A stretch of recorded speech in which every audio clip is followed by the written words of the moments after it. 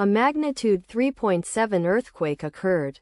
Oaxaca, Mexico. 131 kilometers S of Oaxaca, Mexico, or 16 kilometers WNW of San Francisco Cazoltepec, Mexico. On Wednesday, the 9th of July 2025, at 16 hours 36 minutes and 25 seconds local time.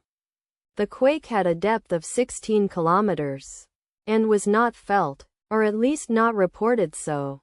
Data source from EMSC. Did you feel it?